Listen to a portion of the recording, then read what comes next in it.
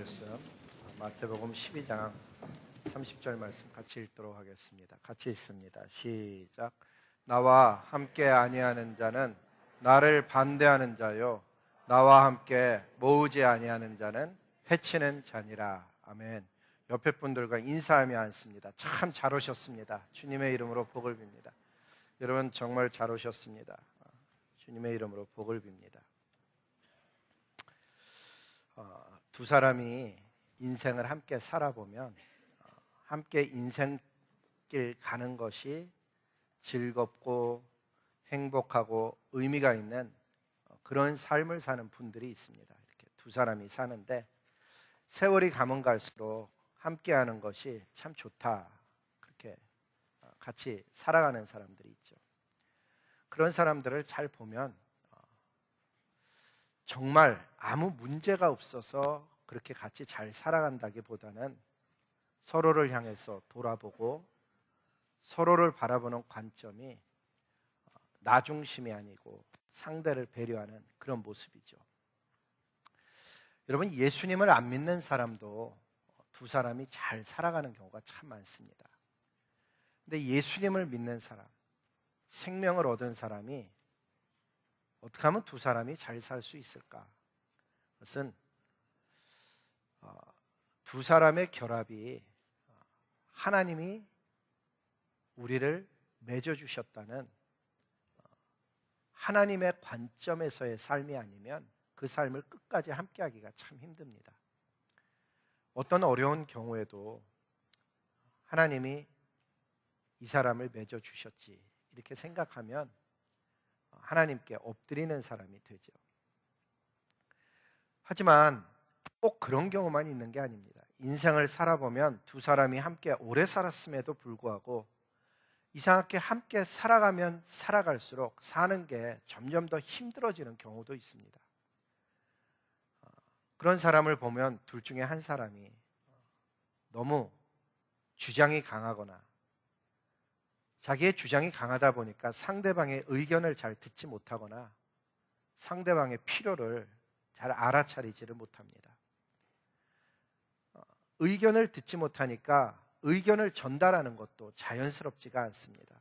그래서 점점 더 두 사람 간의 대화가 안 되고 어떤 경우에는 한쪽의 배우자가 성적으로 잘못된 길을 가기도 하고 점점 더 두 사람의 골이 깊어져서 이제는 함께 있는 게 불편해지기도 합니다. 이렇게 사람도, 눈에 보이는 사람도 같이 가면 행복한 사람이 있고 같이 갈수록 힘들어지는 경우가 있는데 예수님을 믿고 예수님과 함께 가는 것도 사실은 그와 굉장히 비슷합니다. 여러분 정말 예수님을 만나서 예수님과 걸어가는 인생길이 시간이 가면 시간이 갈수록 행복하고 의미가 있고 정말 세월이 갈수록 그 예수님에게 나의 모든 것을 걸고 싶은 그런 예수님과의 동행의 길을 발견하는 사람도 있지만은 예수님을 믿었다고 말은 하지만은 세월이 그렇게 많은 세월이 지났음에도 불구하고 정말 교회 안에서도 이런저런 사역도 맡아서 한 사람이 이상하게 시간이 가면 시간이 갈수록 예수님과 전혀 닮아가지 아니하고 예수님의 뜻과는 전혀 다른 길을 가는 정말 예수님과 아무 상관없이 살면서 나는 예수님의 사람이라고 이야기하는 그런 경우도 실제로 있다는 것입니다. 여러분, 신앙이라는 것이 예수님을 정말 제대로 만나면은 신앙에 반드시 변화가 옵니다. 예수님을 만났는데 내 인생이 변하지 않았다. 이것은 만남의 기초가 어쩌면은 다른 것일 수도 있습니다. 예수님을 만나면 하나님 믿는 것이 점점 더 쉬워집니다. 왜냐하면 세월과 함께 믿음도 자라나고 세월과 함께 하나님을 점점 더 알아가게 되기 때문에 그 하나님이 주시는 은혜, 성령의 역사 때문에 신앙생활이 시간이 가면 시간이 갈수록 쉬워지고 아름다워지고 열매를 반드시 보게 되는 것입니다. 제가 신앙생활이 쉬워진다고 얘기하는 것 그냥 괜히 하는 이야기가 아닙니다. 성경에 보면 예수님이 이렇게 말씀하셨습니다. 같이 읽어볼까요? 시작. 수고하고 무거운 짐진 자들아 다 내게로 오라. 내가 너희를 쉬게 하리라. 나는 마음이 온유하고 겸손하니 나의 멍에를 메고 내게 배우라. 그리하면 너희 마음이 쉼을 얻으리니 이는 내 멍에는 쉽고 내 짐은 가벼움이라 하시니라. 아멘. 이 말씀을 왜 우리 한국말이 이렇게 다양하게 좀 쓰여지는데 공동 번역 성경으로 읽어보면 수고하고가 어떻게 되어 있는가 하면 고생하고 무거운 짐을 지며 허덕이는 사람은 다 내게로 오십시오. 그렇게 써져 있습니다. 고생하고 있고 지금 마음에 무거운 짐을 지고 걸어가고 있는 인생길에서 허덕이는 사람은 내게로 오십시오. 그 말씀을 잘 보면 죄의 무게 때문에 힘들어하는 것, 인생을 사는데 죄의 짐 때문에 힘들어하는 것은 물론이고 이런저런 이유로 정말 삶이 시간이 가면 시간이 갈수록 어려워지고 있는 그때 예수님은 먼저 다가오셔서 뭐라고 하시는가 하면 내가 너를 쉬게 해주리라 이렇게 말씀하셨다는 거예요. 만약에 내가 예수님을 믿었는데 예수님과 함께 인생길을 걸어가는데 갈수록 내 삶의 짐이 무거워지고 있다. 내 죄의 무게가 무거워지고 있다. 내 사역의 무게가 점점 더 힘들어지고 있다면 그것은 확실히 어딘가가 문제가 있는 것이 분명합니다. 왜냐하면 예수님은 저와 여러분을 부른 목적이 더 무거운 어떤 사역, 더 무거운 어떤 짐을 얹기 위해서 부르신 것이 전혀 아니라는 사실입니다. 예수님의 약속은 내가 너를 쉬게 해주겠다. 좀 편안하게 해주겠다. 내가 너와 함께 해주겠다는, 위로해주겠다는 그런 치유해주겠다는 말씀이었습니다. 근데 내가 만약에 예수님을 영접해서 지금 믿고 있는 것이 분명하고 내가 최선을 다해서 완벽하다는 얘기가 아니고 최선을 다해서 예수님을 따라가고 있음에도 불구하고 왠지 점점 더 시간이 가면 시간이 갈수록 내 삶이 힘들어지고 있다면은 여러분 다음 구절을 반드시 주목해서 봐야 됩니다. 그 구절은 뭔가 하면 그냥 내게로 오라가 아니고 예수님의 의도는 무엇인가 하면 나와 함께 멍에를 매자. 나와 함께 멍에를 매자는 거예요. 그리고 내게 배워라. 그리하면 너희 삶이, 너희 마음이, 너희의 신앙이 내 안에서 반드시 쉼을 얻는다라고 가르쳐주고 있는 거예요. 그렇습니다. 사랑하는 성도 여러분, 저와 여러분이 해야 되는 것은 예수님과 함께 진짜로 걸어가기를 소원한다면 내 삶의 짐의 무게를 그분과 나누어야 된다고 생각을 하면 반드시 그분에게 멍에를 함께 매야 되고 예수님으로부터 배워야 되는 것입니다. 제가 사진을 하나 준비했는데 이런 장면을 실제로 본 분도 있고 한 번도 안 본 분도 있으리라고 생각해요. 저도 서울에 살아갖고 사실 잘 몰랐는데 군대 가서 봤어요. 군대 가서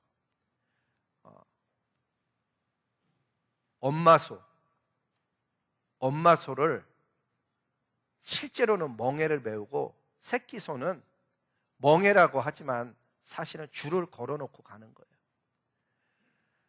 엄마 소는 시간이 갈수록 힘들어서 거친 숨을 내쉬지만 어린 소는 생각을 하는 거야. 우리 엄마는 왜 이렇게 이 쉬운 길을 이렇게 거친 숨을 내쉬지?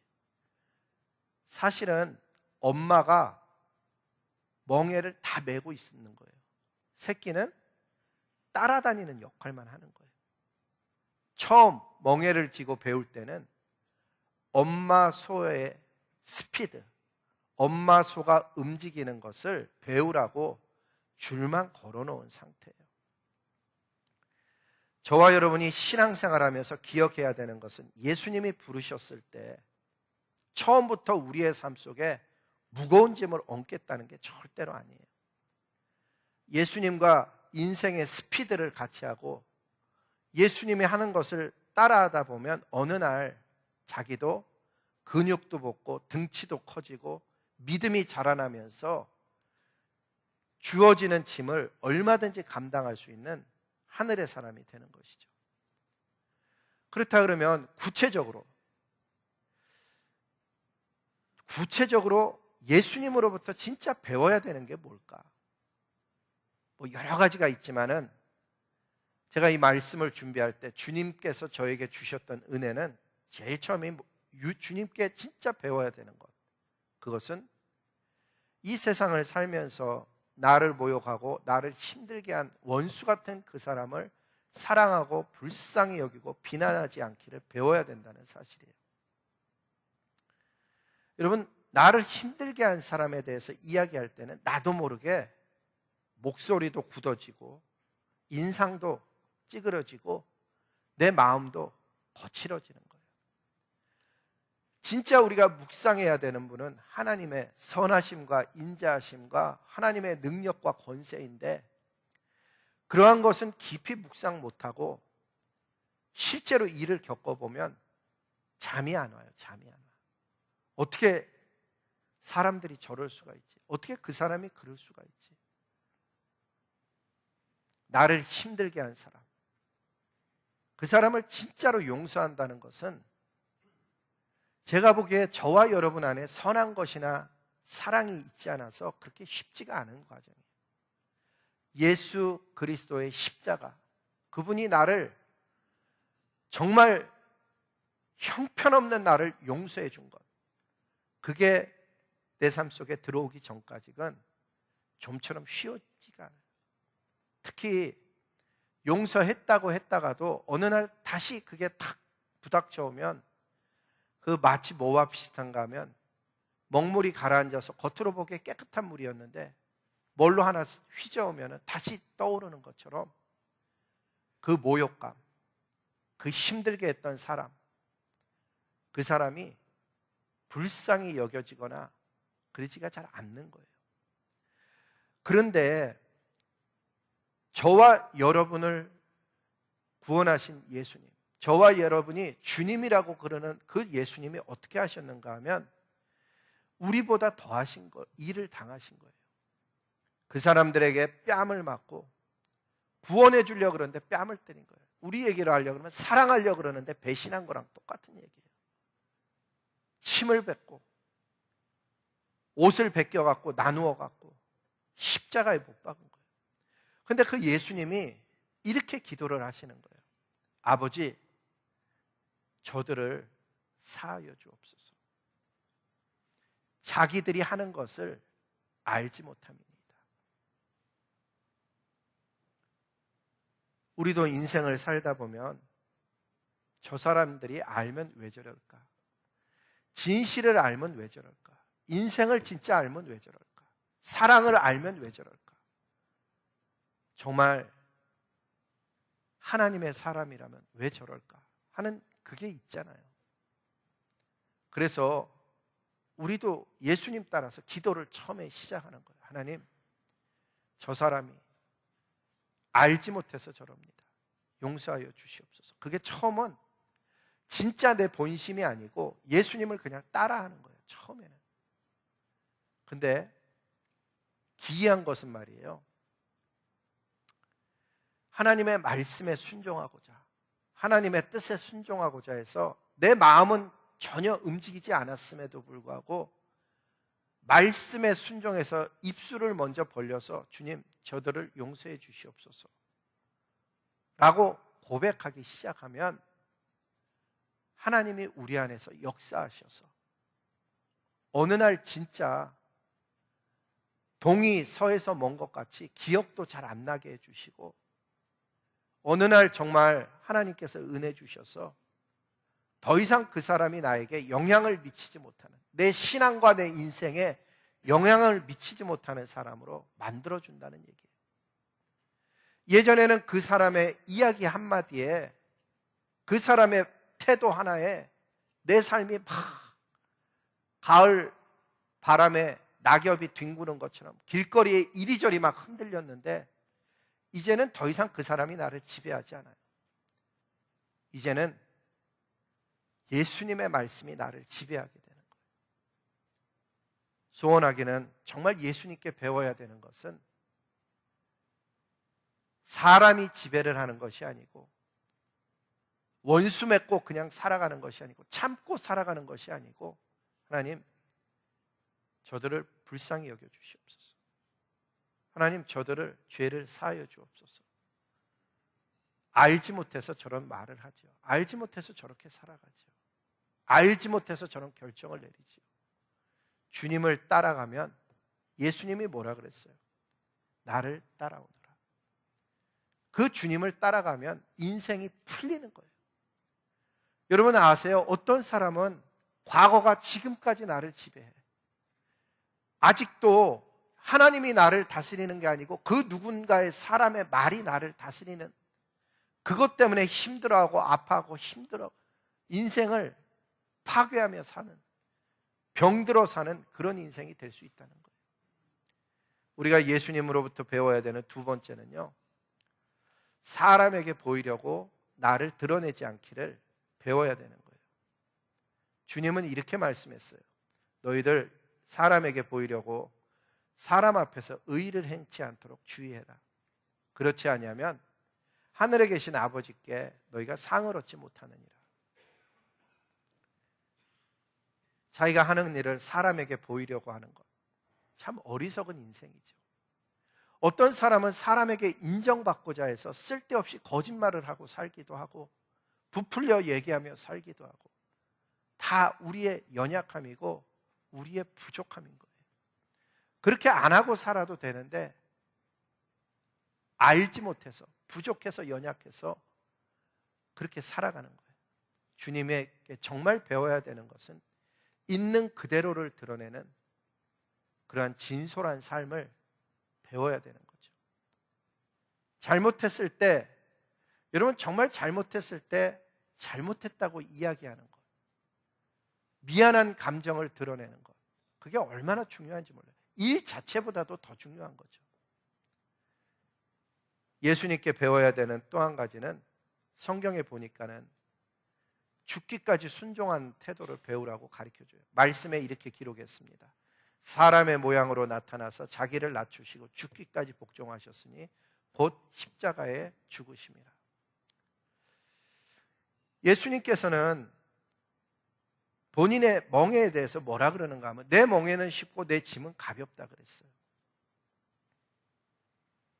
어떻게 죽기까지 순종하는 멍에가 가볍다고 얘기할 수 있을까? 근데 여러분, 예수님이 멍에를 우리에게 같이 매자고 유혹하는 속임수가 아니에요. 같이 매게 하기 위해서 야, 내 것 가벼워 이렇게 얘기하고 있지 않다는 거예요.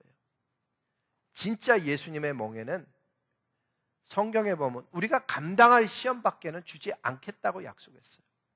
그러면 내 눈에 보이는 모든 문제는 뭔지 모르지만은 감당할 수 있는 힘과 능력과 지혜를 하나님이 공급해 주겠다는 약속이랑 똑같은 거예요. 인생 속에 정말 힘들고 어려울 때 감당할 시험밖에는 너희에게 당한 것이 없다라는 말씀만 깨달아져도 길에서 벗어날 수 있는 거죠. 그런데 오늘 본문을 보니까 뭐라 그러는가 하면 예수님이 이런 말씀을 하는 거예요. 나와 함께하지 않는 자는 나를 반대하는 자다. 여러분, 이 이야기가 얼마나 특이한 이야기인 줄 아세요? 예수님을 반대하는 자는 사단만 반대하고 있는 게 아니고 예수님과 함께하지 않고 예수님의 생각대로 살아가지 않고 있는 내가 바로 예수님을 반대하는 그런 자가 될 수 있다는 거예요. 예수님께서 선교하시는데 나는 바라보고 있는 것, 그냥 선교를 안 하고 있는 게 아니고 선교를 반대하고 있는 입장이라고 하나님은 보신다는 사실이에요. 다른 사람을 향해서 우리 모여서 성경 공부합시다 했을 때 안 가고 있고 지원하지 않는 것이 그냥 가만히 있는 것이 아니고 그 자체를 반대하고 있는 것일 가능성이 있다는 얘기예요. 그런데 여러분, 성경을 잘 보면 말이에요, 예수님께서 함께 모으는 자라는 말씀을 하죠. 나와 함께 모으는 자. 실제로 저와 여러분은 하나님께서 모으는 자로 불러주셨어요. 모병된 군사예요, 저와 여러분. 근데 여러분, 그거 아시죠? 예수님만 사람들을 모으고 있는 게 아니에요. 사단도 부지런히, 정말 부지런히 지역으로 끌고 갈 인생들을 모으고 있어요. 성경에 뭐라고 표현했는 줄 아세요? 이렇게 표현해놨어요. 여러분, 정신을 차리고 깨어있는 사람 되십시오. 여러분의 원수 마귀는 우는 사자처럼 두루 다니며 삼킬 자를 찾고 있습니다. 다른 말씀으로 보면 우는 사자와 같이 삼킬 자만 찾는 것이 아니고 할 수만 있으면 택한 자라도 물어가려고 그러는 거예요. 지난 주간에 저한테 편지가 한 장 도착했어요. 편지가 온 내용인데,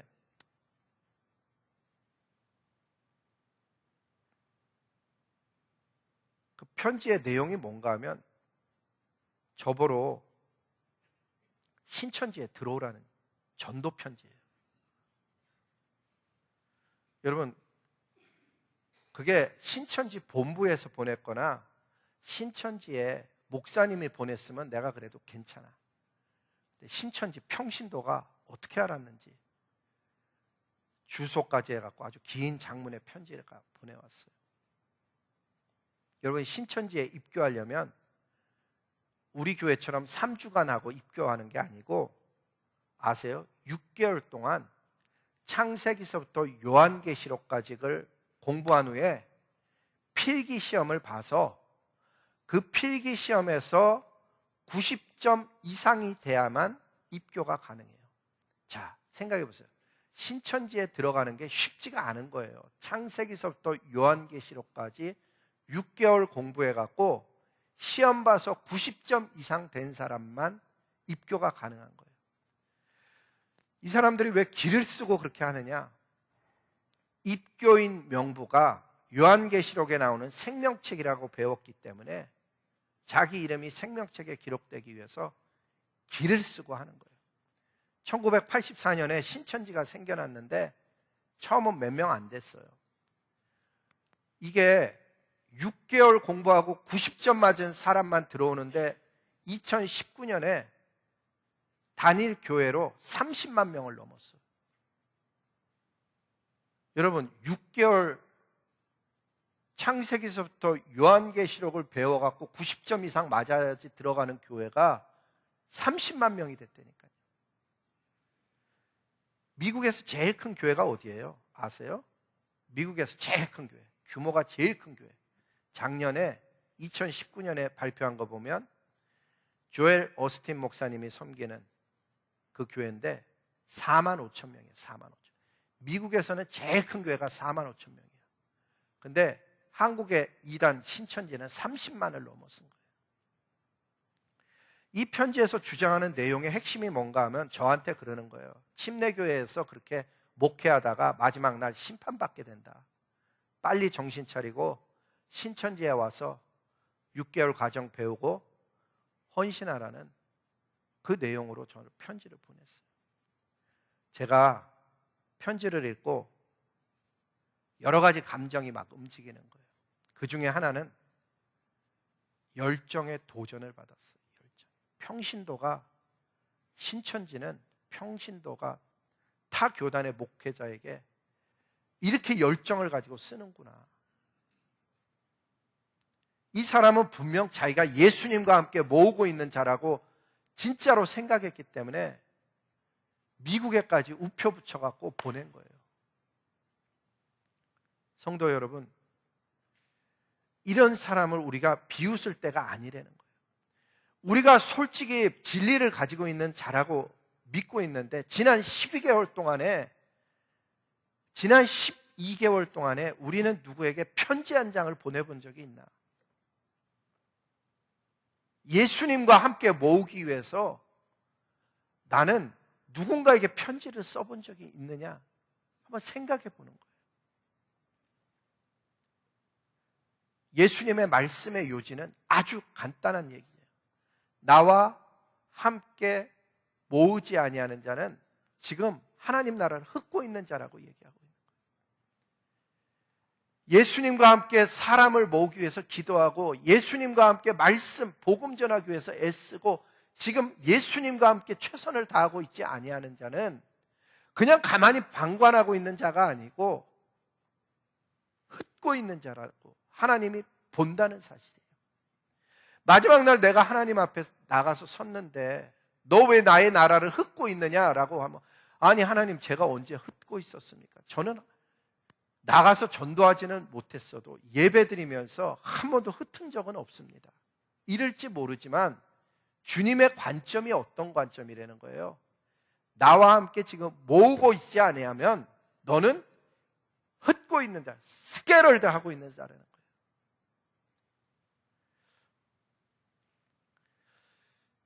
그렇다면 여러분 정말 우리는 어떻게 살아야 되는가? 제가 2020년 들어오면서 실제적인 삶을 좀 하나님의 약속의 말씀을 따라 살기 위해서 뭐가 필요한가를 보다가 우리가 올해 주어진 얘기가 뭔가 하면 주님께 구하래요. 열방을 우리에게 유업으로 준다 그러는데 실제 삶 속에 어떤 삶의 베이스를 깔아야 될까? 주님 앞에 기도하다가 다음과 같은 것을 1월 첫 카톡에서부터 보내기 시작했어요. 월요일 날에는 누군가를 위해서 기도해 주는 날이에요. 주변을 돌아보십시오. 당신의 기도가 필요한 사람들 가득합니다.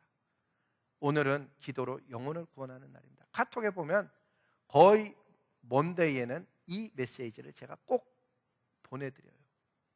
화요일 날에는 어떤 메시지를 보내는가 하면 누군가에게 오늘은 하나님의 말씀을 이메일이나 카톡이나 텍스팅이나 인스타그램을 통해서 전해주는 날입니다. 여러분 주변을 돌아보십시오. 하나님의 말씀이 필요한 사람이 정말 많습니다. 수요일 날에도 있죠. 누군가에게 감사를 표현하고 목요일 날은 어떤 날이에요? 누군가에게 격려를 하는 날이고 금요일 날은 용서, 자비, 사랑을 베푸는 거예요. 주님이 내게 그렇게 하셨듯이 내 주변에도 자비가 필요한 사람이 있고 사랑이 필요한 사람이 있고 어떤 경우는 용서가 필요한 사람도 있어요.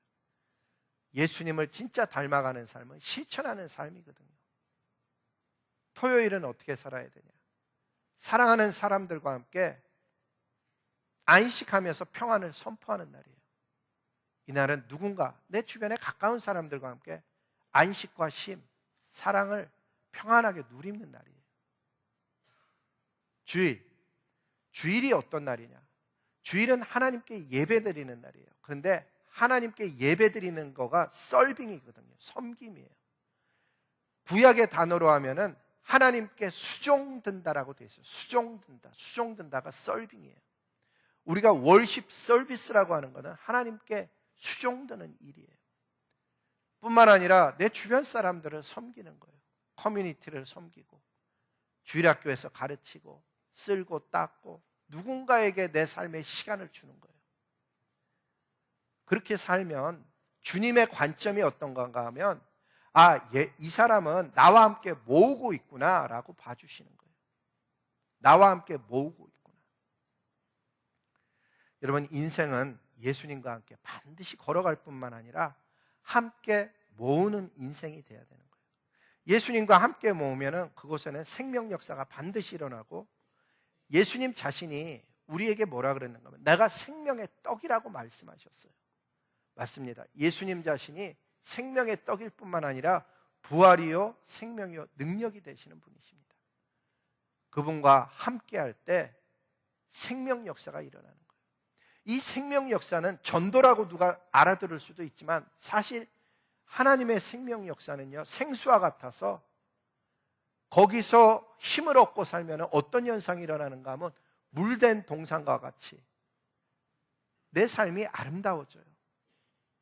내 삶이 하나님에게 뿌리를 내리면은 가무는 날에도 그 이파리가 청청한 아름다운 삶을 살게 되는 줄로 믿습니다. 사랑하는 성도 여러분, 정말 예수님과 함께 모으는 그 삶의 비전으로 살아갈 수 있기를 소망하고, 예수님과 함께 모으는 사람은요 반드시 하나님의 사랑을 전하게 돼 있어요. 하나님이 어떻게 나를 사랑하셨는지, 어떻게 나를 구원하셨는지 전할 뿐만 아니라 당신도 사랑합니다, 당신도 치유해 주십니다, 당신에게도 길을 내십니다라고, 이게 바로 하나님 전하는 거예요. 하나님이 나를 사랑하셨고 나를 치유하셨고 나에게 인생길을 내셨듯이 하나님이 당신에게도 역사하실 것입니다. 이게 바로 주님을 전하는 거예요. 뿐만 아니라 정말 예수님과 함께 모으는 사람은 고난을 두려워하지 않아요. 고난. 사도 바울이 이런 말씀을 하셨거든요. 자녀면, 저와 여러분이잖아요. 자녀면 상속자, 하나님의 상속자요, 그리스도와 함께한 상속자니 우리가 그와 함께 영광을 받기 위해서, 저와 여러분 영광 받기로 약속된 하늘의 사람인데, 그 영광을 받기 위해서는 뭐라고 그래요? 고난도 함께 받아야 할 것이니라. 고난도 함께 받아야 될 것이니라. 고난을 좋아하는 사람은 아무도 없어요. 근데 예수님 믿으면서 어떤 경우 예수님 믿기 때문에 받는 고난도 있어요. 하나님은 하나님의 모든 좋은 소유를 자녀와 함께 나누어 가지시는 분이에요. 저와 여러분은 하나님의 나라를 유업으로 받을 상속자인데, 진짜 우리가 눈을 크게 뜨고 읽어야 되는 글은 뭔가 하면 고난도 함께 받아야 할 것이니라. 하나님의 뜻을 쫓아서 예수님께서 이 땅에 오셔서 정말 많은 고난을 당하셨어요. 그 길을 따라간 사도 바울도 성경을 읽어보면 잃어버린 영혼을 모으려고 옥에 갇히고요, 매도 수없이 맞고 여러 번 죽을 뻔했고 39대를 맞는 매를 5번이나 맞았다고 고백을 해요. 그럼 질문은 이거예요. 저와 여러분은 어떤 고난을 받고 있는가? 나는 예수님과 함께 모으기 위해서 지금 어떤 고난의 길을 걷고 있는가? 정말이지 말씀을 이렇게 나눠보면 하나님의 말씀이 깨달아지지 않는 사람이 진짜 있어요. 일부러 그러는 게 아니더라고요. 어떤 분은 정말 말씀을 들어도 믿어지지가 않는 분도 있어요. 근데 어떤 분은 깨닫기도 하고 믿어지기도 믿어지는데 그 말씀이 삶을 돌이키지는 않더라는 거예요. 여러분, 하나님의 말씀이 들려졌다는 것, 이게 어마어마한 축복이죠. 말씀이 깨달아졌다, 어마어마하게 큰 복을 받은 거예요. 깨달아질 뿐만 아니라 믿어진 그 사람, 어마어마한 그 축복의 자녀인데, 정말 하나님이 원하시는 복된 자녀의 모습은 어떤 건가 하면 깨달아진 대로 믿어진 대로 살아가는 힘을 갖는 사람이 되는 것을 하나님은 원하셔요. 살아가는 힘이라고 제가 표현했어요. 자기가 믿는 바대로 움직일 수 있는, 어떤 사람은 평생 예수님 믿으면서 진짜 어떻게 말씀대로 살 수 있어요? 이 얘기를 습관적으로 하는 분도 있어요.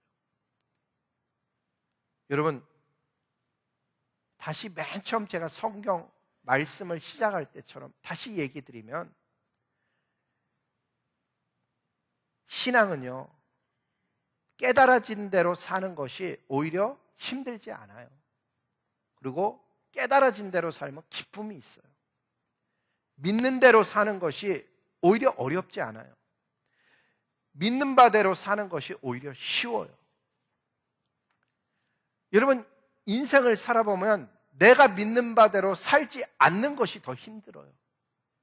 하나님의 말씀과 반대되는 삶을 사는 것이 더 마음에 힘이 들다고요.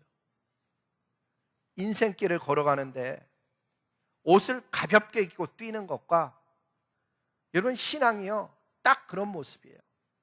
손에 이것저것을 들고 등에도 뭔가를 메고 뛰어가면 당연히 힘든 거예요.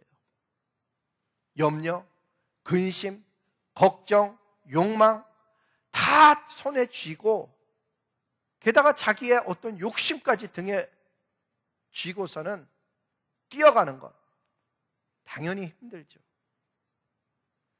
옆에서 보기에도 어떤 분은 정말 진리를 본 사람이에요. 옆에서 잘 보면 저 사람 진리를 깨달은 사람이 있어요.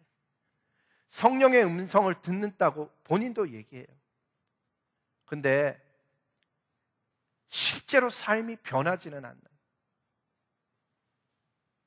여러분, 오늘 예수님이 우리에게 드러내신 뜻은 너무나도 분명한 거예요. 어린아이도 알아들을 수 있는 얘기예요.